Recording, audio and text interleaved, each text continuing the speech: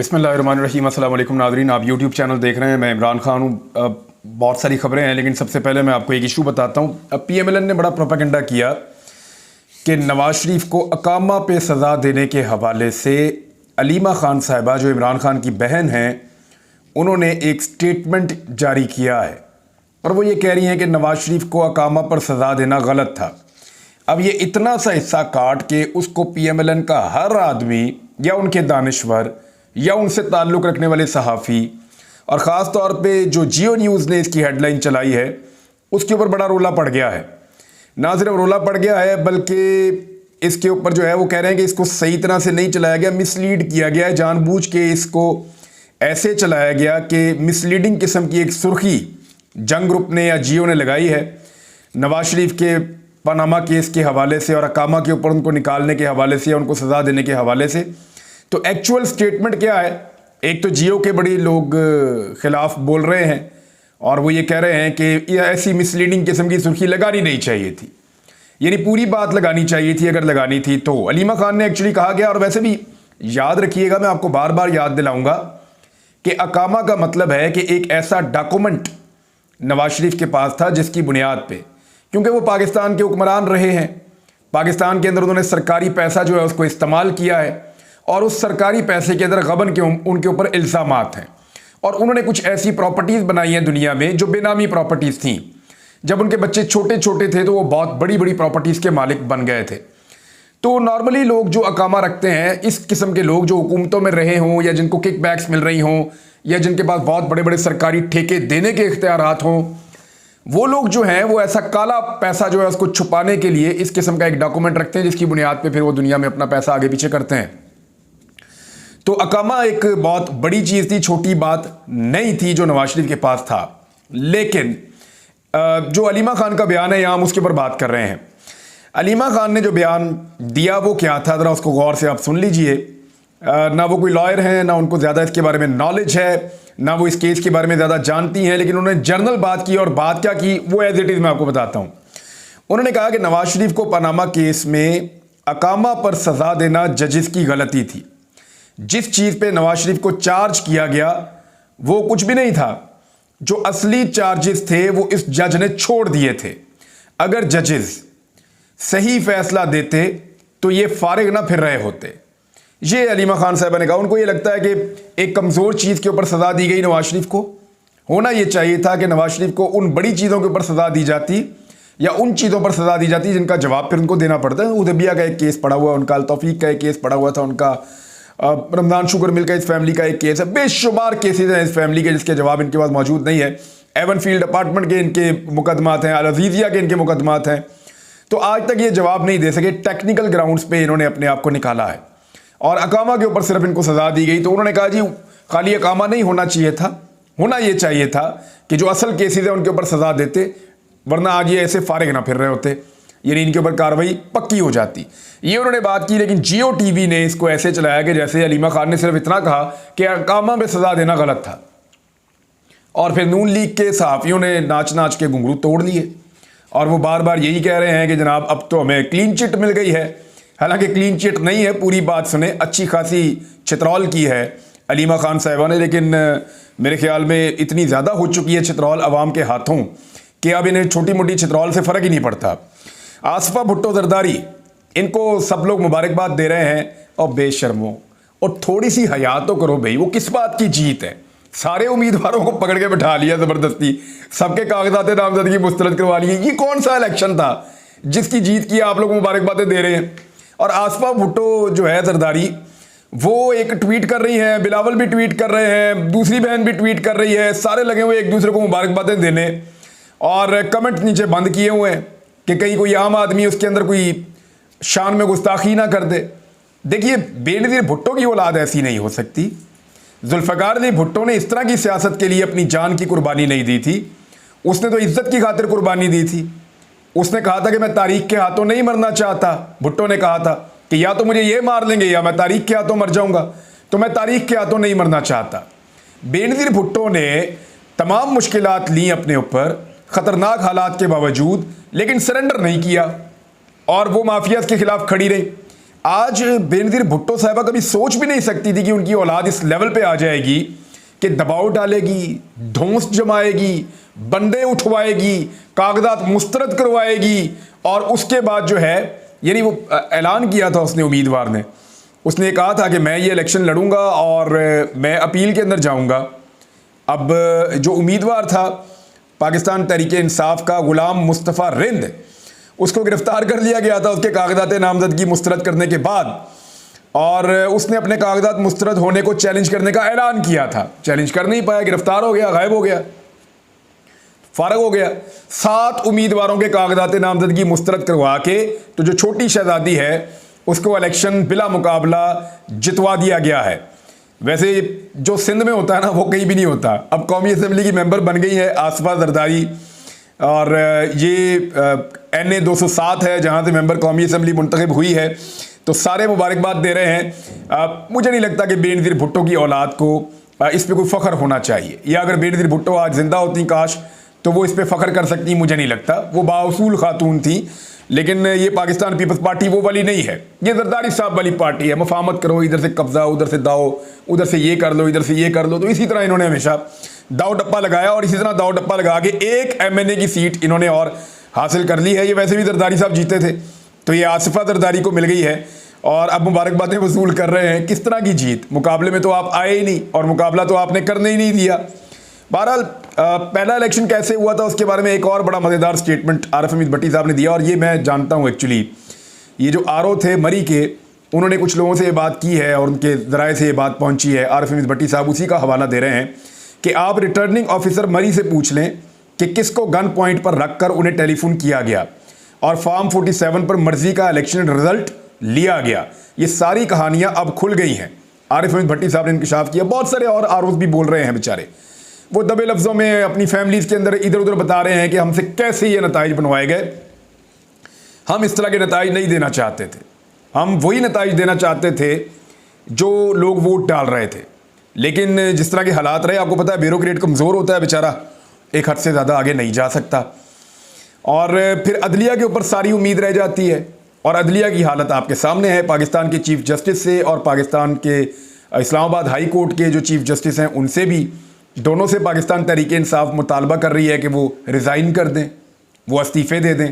तहरीक इंसाफ के वकला उनके खिलाफ तहरीकें चलाने की बात कर रहे हैं, और हर कोई ये कह रहा है कि एक तहरीक बनेगी, और तहरीक बनती हुई इसलिए भी दिखाई दे रही है कि एक जलसा होने जा रहा है इस्लामाबाद में, पेशावर के अंदर एक बहुत बड़ी रैली होने जा रही है, फिर इस्लामाबाद में एक जलसा होने जा रहा है, उसके बाद रावलपिंडी में एक जलसा रखा हुआ है, उसके बाद कराची के अंदर एक बड़ा इवेंट करने जा रही है पाकिस्तान तहरीक इंसाफ। तो तहरीक इंसाफ अब वो मोमेंटम बनाने जा रही है जिस मोमेंटम को वो एक तहरीक में कन्वर्ट कर सकते हैं। देखना यह है कि तहरीक इंसाफ को जिस तरह पहले कुचला गया था, क्या दोबारा वैसे कुचला जाएगा? क्या दोबारा से कोई बहाना बनाया जाएगा? क्या दोबारा से कोई तरीकाकार अडॉप्ट किया जाएगा, या अदालतें इस मरतबा इंसाफ देंगी और कानून के मुताबिक फ़ैसले होंगे? फ़िलहाल पंजाब के अंदर तो सूरत हाल बहुत बुरी है। मरीम नवाज़ इस कदर खौफजदा हैं चंद खवातीन से जो जेलों के अंदर कैद हैं, जिनमें एक सनम जावेद है, एक आलिया हमजा साहिबा हैं, एक यास्मीन राशिद साहिबा हैं। यास्मीन राशिद साहिबा कैंसर सर्वाइवल, कैंसर की पेशेंट है और बहुत बुजुर्ग खातून है। उन्हें जेल के अंदर रखा हुआ, उनकी अपनी वीडियोस मौजूद हैं जिसमें वो कह रही हैं लोगों को कि वापस आ जाओ, किसी किस्म की तोड़ फोड़ के अंदर हिस्सा मत बनो। वो लोगों को रोक रही हैं और उनको उठाकर जेल में डाला हुआ है उसी केस में कि ये खुद तोड़ फोड़ कर रही हैं, या ये खुद ज्यादती कर रही हैं, या जुल्म कर रही हैं। हालांकि वो लोगों को रोक रही थी यास्मीन राशिद साहिबा, तो उनको जेल में डाला हुआ। इतना खौफ है मरीम नवाज़ को और नवाज शरीफ को, क्योंकि नवाज शरीफ को तो उन्होंने 67,000 की लीड से मुबैना तौर पर, जो वहाँ सोर्सेज क्लेम करते हैं, इलेक्शन हरा दिया यास्मीन राशिद ने। फिर सनम जावेद और आलिया हमजा ने हमजा शहबाज को इलेक्शन हराया। सनम जावेद के सारे रास्ते रोके मरीम नवाज़ की ख्वाहिश पूरा करने के लिए। वो बहुत आउटस्पोकन है, मरीम नवाज़ कभी वैसे बोल नहीं सकती, वो बहुत तेज़ी से बात करती हैं, दिलेरी से बात करती हैं। तो मरीम नवाज़ के लिए एक ये है कि मेरी मौजूदगी में मुझसे बेहतर कोई नहीं होना चाहिए, तो ये प्रॉब्लम तो रहेगा। और कितनी देर तक और बंद कर सकते हैं? अभी मियाँ वाली के अंदर मुकदमा डाल दिया, वो बेचारी कभी शायद मियाँ वाली गई भी नहीं होगी, वहाँ पे कोई थाना जलाने का मुकदमा डाल दिया सनम जावेद पे और आलिया हमजा पे। तो कितनी देर और बंद कर लेंगे? अदालतें मौजूद हैं और उम्मीद है कि यहाँ पे इंसाफ हो जाएगा। अब मामला जो है वो IG इस्लामाबाद उनको वहाँ से हटा दिया गया, ओहदे से फारिग कर दिया गया। और आईजी इस्लामाबाद जो हैं ये एक बहुत बड़ी मिसाल है, इसको हमें याद रखना होगा। देखिए, हर आदमी के साथ ओहदा सारी ज़िंदगी नहीं रहता, 3 साल 4 साल 5 साल 6 साल बस ख़त्म हो जाता है। इस उम्र के बाद तो वैसे भी रिटायरमेंट करीब आ रही है। तो ये आईजी इस्लामाबाद अभी तो रिटायर हो गए हैं, ये अपने घर चले, अभी तो इस ओहदे से हट गए हैं, बाद में अपने घर चले जाएंगे। लेकिन इन्होंने किया क्या इस मुल्क के साथ, और इस मुल्क में इनको हासिल क्या हुआ? इनके बच्चों ने और इन्होंने और इनकी फैमिली ने क्या इज्जत कमाई?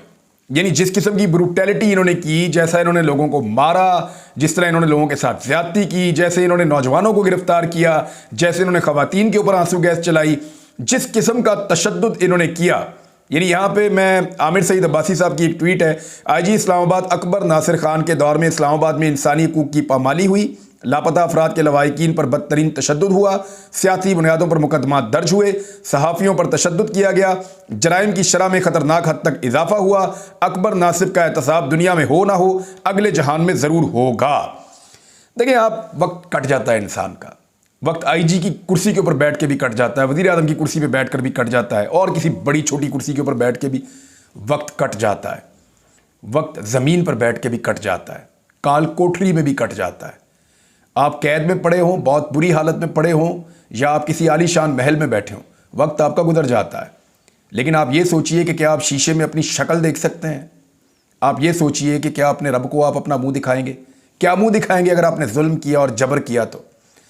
यानी शेख सादी ने कहा था कि 2 बंदे मुझे नहीं मिले आज तक, एक वो जो सखी हो, बांटता हो और वो मुफलिस हो, और दूसरा वो जो जालिम हो और वो पकड़ में ना आया हो। तो जालिम के ऊपर तो पकड़ आती है, जो मर्जी कर दे पकड़ आनी आनी है, जो भी जुल्म करेगा। कादी फ़ायद ईसा साहब जो है, उनके साथ उम्मीद बांधी जा रही थी। बहुत सारे लोग कह रहे थे कि कादी फ़ायद ईसा साहब जब चीफ जस्टिस ऑफ पाकिस्तान बनेंगे, लोगों को इंसाफ देंगे, हालात बेहतर हो जाएंगे। ऐसा हुआ नहीं। देखिए, इमरान खान साहब के बारे में पाकिस्तान के सारे जय्यद सहाफ़ी, बहुत बड़े बड़े नाम हैं, और उनको कोई कुछ कहता भी नहीं है। वो खुलकर बोलते हैं कि पाकिस्तान की एस्टेब्लिशमेंट ने यह तय कर लिया है कि इमरान खान साहब के लिए कोई गुंजाइश पैदा नहीं करनी। खुलकर कहते हैं सारे लोग। लेकिन पाकिस्तान की अवाम ने दूसरी तरफ यह तय कर लिया है कि इमरान खान के अलावा किसी और के लिए गुंजाइश पैदा नहीं करनी। ये एक अलग जिद पड़ी हुई है। एस्टेब्लिशमेंट इस तरफ लेकर जा रही है मुल्क को, अवाम इस तरफ लेकर जा रही है मुल्क को।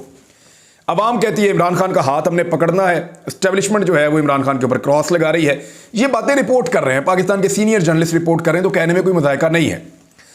अब इमरान खान को या उसका रास्ता रोकने के लिए, या अवाम को इमरान खान को इक़्तिदार में लाने से रोकने के लिए जिसने सबसे ज़्यादा मदद की है, या सबसे ज़्यादा मदद उसके ज़रिए से हुई है, तो वो काजी फ़ाइज़ ईसा साहब के दिए गए फ़ैसले हैं। चाहे वो बल्ला वापस लेने का फ़ैसला हो, चाहे वो लेवल प्लेइंग फील्ड का मामला हो, चाहे वो फ़ैसला हो आरओज़ के हवाले से, चाहे दीगर पाकिस्तान तहरीक इंसाफ के मामलात हों, या अब जो 6 जजेस का मामला आया सुप्रीम कोर्ट ऑफ पाकिस्तान के सामने, जिनके ऊपर जजेस इल्ज़ाम लगा रहे हैं, उन्हीं के पास, या जो बेनिफिशरी हैं, जजेस ने जो इल्ज़ाम लगाया कि इन केसेस के अंदर हम पर दबाव डाला जाता है, उन केसेस के दबाव के जो बेनिफिशरी हैं, कादी फ़ायद ईसा साहब ने उन्हीं को कह दिया कि आप इंसाफ दे दें। हाउ इज इट पॉसिबल कि मुजरिम खुद इंसाफ करेगा? यानी ये तो मुमकिन नहीं है। ये तो मुमकिन नहीं है कि जिसने जुर्म किया है उसी को कहा जाए कि तुम इंसाफ कर दो। वो अपने खिलाफ तो कभी फैसला नहीं देगा। तो अब, और एक रिटायर्ड जज, एक रुकनी कमीशन, एक रिटायर्ड जज का, वो कैसे इंसाफ देगा? तो मामला यह है कि अगर इमरान खान साहब एस्टेब्लिशमेंट इमरान खान साहब का रास्ता रोकना चाहती थी, तो सबसे ज़्यादा मदद कादी फ़ाइज़ ईसा साहब के फैसलों ने की है, या उनके चीफ जस्टिस बनने के बाद जो अदलिया से फैसले और जो चीज़ें हुई, उनमें इमरान खान साहब के खिलाफ सबसे ज़्यादा मदद हुई एस्टेब्लिशमेंट की, और शहबाज शरीफ की सबसे ज़्यादा मदद हुई कि शहबाज शरीफ बेनिफिशरी बनकर सामने आए और वो वज़ीर आज़म पाकिस्तान बने। 47 की पर्ची पर बने, लेकिन वज़ीर आज़म पाकिस्तान वो बन गए। पाकिस्तान तहरीक इंसाफ जो तहरीक शुरू करने जा रही है, उसमें असद कैसर साहब ने एक बड़ा ऐलान किया। उन्होंने कहा ईद के बाद हम एक सरप्राइज़ देंगे। ईद से पहले पहले तो अभी वो कर रहे हैं, मुख्तलिफ जलसों का उन्होंने ऐलान किया है, वो जलसे ईद के बाद भी होते रहेंगे। और इन 6 जजेस के हवाले से उन्होंने कहा कि पाकिस्तान तहरीक इंसाफ अब एक पूरी तहरीक चलाएगी। उन्होंने कहा कि मैं तमाम वकला बरादरी, सिविल सोसाइटी, मीडिया बरादरी, उस्ताज़ा, तालिब इल्म और किसान हजरात से अपील करता हूँ कि आइन की बालादस्ती के लिए तहरीक में शमूलियत करें। उन्होंने कहा कि ये पाकिस्तानी कौम के हुकूक का सवाल है कि आया कौम ने बनाना रिपब्लिक में ज़िंदगी गुजारनी है या उस मुल्क में रहना है जहां आइन और कानून की हुक्मरानी हो। हम बहुत बड़ी तहरीक जल्द शुरू करने जा रहे हैं। अब मामला यह है कि इससे पहले वाली तहरीकों को जैसे कुचला गया है, क्या इस तहरीक को वैसे कुचला जा सकता है? इसका जवाब जो है वो आपको आने वाले दिनों में मिलेगा। आईजी पंजाब, उन्होंने एक स्टेटमेंट दिया है, जरा उसका पोस्टमार्टम कर लेते हैं थोड़ा सा, क्योंकि आईजी पंजाब को एक मेडल मिला है और जिसको भी मेडल मिला ना इस दफ़ा, उसके दिमाग पे असर हो गया, मुझे ऐसा लगता है। नहीं, ज़्यादा लोगों को नहीं, कुछ लोगों को, जिसको मेडल मिला है शायद ये मेडल दिमाग पे असर कर गया है। आईजी साहब ने, यानी उनका काम ही नहीं है मेरा पैगाम पूरी पंजाब पुलिस के लिए, जमहूरी हुकूमतें पूरे मुल्क में कायम हो चुकी हैं, भी आपका क्या काम है इससे? सियासी इस्तेहकाम आ चुका है जनाब, आपका क्या काम है इससे? माशी तरक्की का सफ़र शुरू हो चुका है, आईजी साहब आपका क्या लेना देना इससे? पाकिस्तान की स्टॉक मार्केट ऊपर जा रही है, आईजी साहब ताडा की काम है नाल। पाकिस्तान में गैर मुल्की इन्वेस्टमेंट आना शुरू हो गई है, आईजी साहब खुदा का नाम लें, आपका काम लॉ एंड ऑर्डर का है। कच्चे में डाकूमान दंडराते फिर रहे हैं, कभी इसको पकड़ कभी उसको मार, उधर आपको होश ही नहीं है। क्राइम का लेवल कहां से कहां जा रहा है। आप स्टॉक मार्केट के अंदर आपने पैसे इन्वेस्ट किए हुए हैं क्या वहां पे? फिर उसके बाद कहते हैं मुआहिदा तय पा चुके हैं और सी पैक के ऊपर बात कर रहे हैं। फिर वो ये कह रहे हैं जनाब रेलवे, सड़कें, पावर सेक्टर खुल रहे हैं, इस तरक्की को रोकने के लिए दुश्मन पाकिस्तान पे हमलों की मनसूबाबंदी कर रहा है। और फिर पता नहीं क्या कुछ कहने के बाद, यानी पाकिस्तान में चीनी सरमायाकारी समेत पाकिस्तान में जहां भी गैर मुल्की सरमायाकारी हो रही है, पुलिस की जिम्मेदारी है कि आपने चीज़ें जो है रूट आपने क्लियर करके देने हैं। और फिर जनाब इस किस्म की बातें करके आईजी साहब जो है वो एंड में बता रहे हैं कि बिजली चोरी आप रोकने जा रहे हों, चाहे स्मगलिंग के खिलाफ आप कार्रवाई कर रहे हों, चाहे आप गश्त पे हों, चाहे आप रेड पे हों, मुल्की मईशत की रीढ़ की हड्डी में अपना हिस्सा डाल रहे हैं, आप मुल्क की तरक्की में अपना किरदार अदा कर रहे हैं। ये अच्छी बात है कि पुलिस को आप ये कहें कि जो आपकी ड्यूटी है वो आप पूरी करें, लोगों को तहफ़्फ़ुज़ आपने देना है, सरमायादारों को भी देना है, हर शहरी को आपने देना, वो आपकी जिम्मेदारी है। लेकिन आईजी साहब इतनी लंबी तारीफ़ें हुकूमत की, यानी इतनी तारीफ़ें तो ये हुकूमत अपनी खुद नहीं कर सकती। और मोहम्मद जुबैर जो इस हुकूमत के इकोनॉमिस्ट हैं वो कह रहे हैं कि हमने तबाह कर दी मईशत, और आईजी साहब कह रहे हैं नहीं जी नहीं, बहुत अच्छी हो गई है। तो आईजी साहब मैं ज़रा आपकी तसल्ली करवा देता हूँ, ये आपका काम नहीं है, इसलिए आपको समझाना पड़ेगा। आप ज़रा समझिए। आपने अपने बयान में कहा कि मुल्क में जमहूरी हुकूमतें कायम हो चुकी है। जनाब ना अमेरिका मानता है, ना आलमी मीडिया मानता है, ना आलमी मुबस्सरीन मानते हैं, ना आलमी इदारे मानते हैं कि ये हुकूमतें जमहूरी तरीके से बनी हैं। इलेक्शन साफ और शफाफ नहीं थे, सारी दुनिया यही कह रही है, और सब इसके ऊपर इंक्वायरी मांग रहे हैं और शफाफियत मांग रहे हैं। आईजी साहब आपने कहा कि मुल्क में सियासी इस्तेहकाम आ चुका है, हालांकि कोई सियासी इस्तेहकाम नहीं आया। ये 47 में बनने वाली हुकूमतें, 45 वाले अभी तक एहतजाज कर रहे हैं, और सियासी इस्तेहकाम जो है वो तब आएगा जब अवाम मुतमईन हो जाएंगे कि उन्होंने जिसको वोट डाला उसकी हुकूमत बन गई है। वैसे होता ऐसा ही है सारी दुनिया में। पाकिस्तान में आप डंडे के जोर से जब तक कर लें तो कर लें, डंडे से सियासी इस्तेहकाम नहीं आता, चीज़ें थोड़ी देर के लिए कंट्रोल हो जाती हैं। आईजी साहब आपने कहा स्टॉक मार्केट ऊपर जा रही है, ये सिर्फ IMF के मुआहदे की वजह से एक वेव आई है। अभी आप देखते जाइए, 2 दिन की रिपोर्ट के ऊपर आईजी साहब आप एक राय कायम नहीं कर सकते, मईशत के ऊपर तो आप बिल्कुल नहीं कर सकते। आईजी साहब आप पुलिस को उनकी ड्यूटियां समझा रहे हैं, बहुत अच्छी बात है, यही आपकी एक्चुअल ड्यूटी है। लेकिन मुल्क भर में और खुसूसन पंजाब में दहशतगर्दी के वाकयात में तेज़ी से इजाफा देखा जा रहा है, जबकि पंजाब पुलिस का तमाम तर ध्यान ऐसे मालूम होता है कि सिर्फ तहरीक इंसाफ के कारकुनों की गिरफ्तारियों के ऊपर है। रवां साल के अंदर बहुत बड़ी तादाद में कारकुनों को घरों में घुसकर पंजाब पुलिस ने उठाया, इससे पहले हमने कभी ऐसा नहीं देखा था। तो आईजी साहब आपने जैसा स्टेटमेंट दिया उसके बारे में मैंने चीज़ें आपके सामने रख दी हैं, बाकी आपकी मर्जी है, जैसा मर्जी स्टेटमेंट आप देते रहें, अपने काम से काम रखें। अगर सारे इदारे तो पाकिस्तान तरक्की कर सकता है, लेकिन ऐसा होता नहीं है। अब तक के लिए इतना ही, अपना ख्याल रखिएगा, अपने इस चैनल का भी। अल्लाह हाफ़िज़।